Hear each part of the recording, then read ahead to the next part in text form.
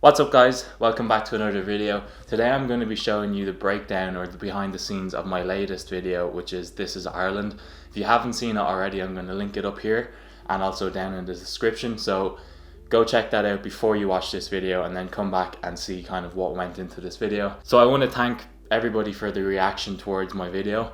It means the world that people have actually really enjoyed it. I'm so grateful, and yeah, thank you if you have watched it, if you've shared it, left a like, left a comment, or subscribed. Thank you. So let's get into this video today. So I'm going to start off by playing 3 screens in front of you now.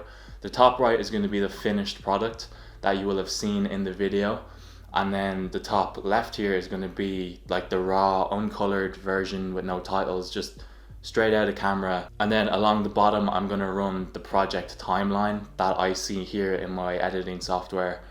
It's basically every component of the video, so I'm going to play them all in sync so you can look between the 3 to see what's happening, and then I'm going to get into a screen recording here and we'll break it down a little bit more.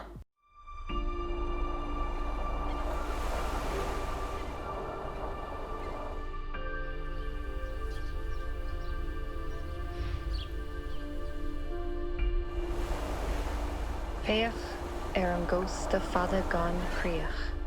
Áit a bhfuil an talamh turthúil timppealaithe ag an bharr go bhór.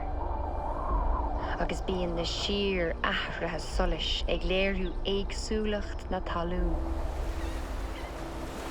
Ó ord go híseal is na halta ália a bhaineann an a náldiad. Seo ar nália. Seo éirde.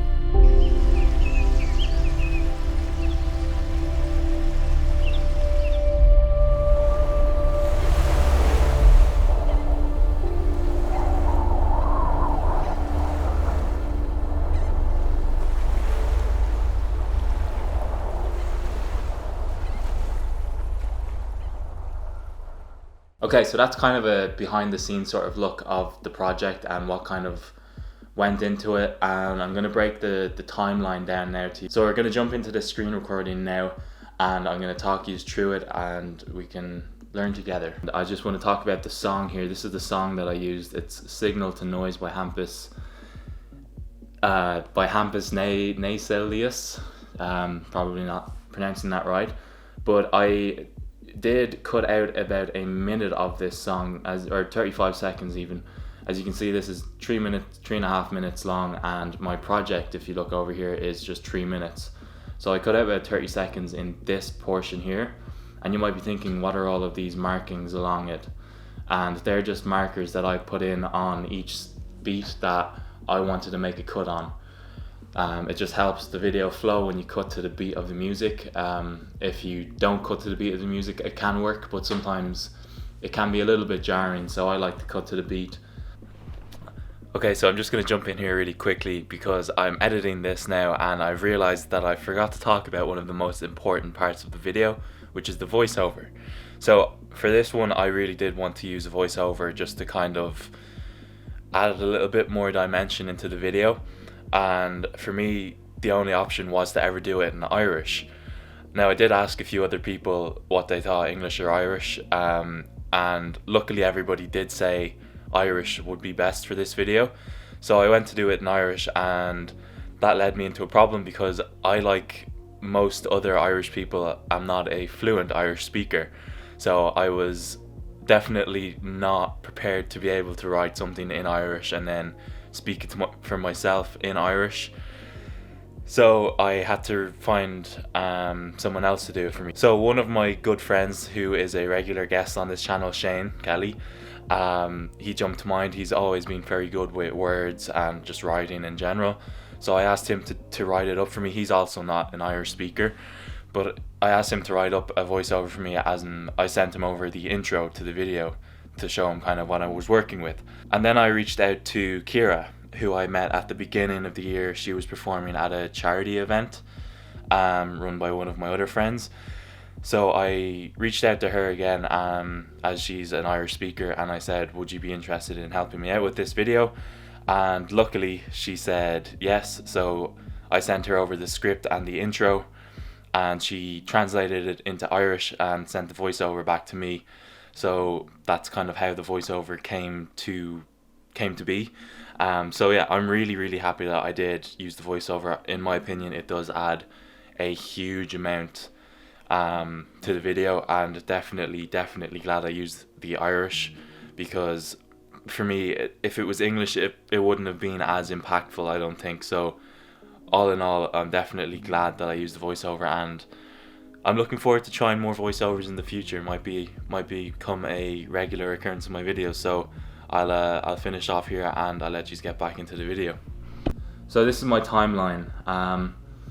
It's a pretty standard timeline, I won't lie. If I'm using more than one camera, I will give each line or each video layer its own camera.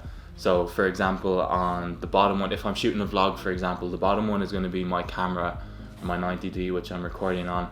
Then the second layer is going to be any GoPro footage that I might have shot, and then the top layer will be drone footage. But obviously in this video I was only shooting on drone. There is one shot here that was shot on a camera, and I just put that in, but for the most part this is all shot on drone. So this is the footage.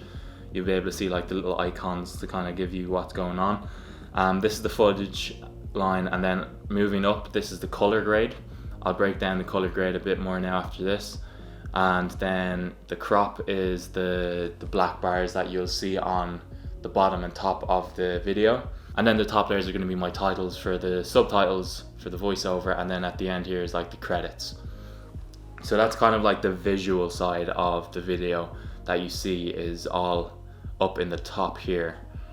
But then if we go down into the bottom here, which looks a bit more confusing, the bottom here in the green is the song, and this you can see where I made the cut here. I put a constant power on it just to kind of hide the cut, and you can see my markers carry on onto the timeline as well, so that I can work from them on the timeline. Moving down then in the blue is the voiceover.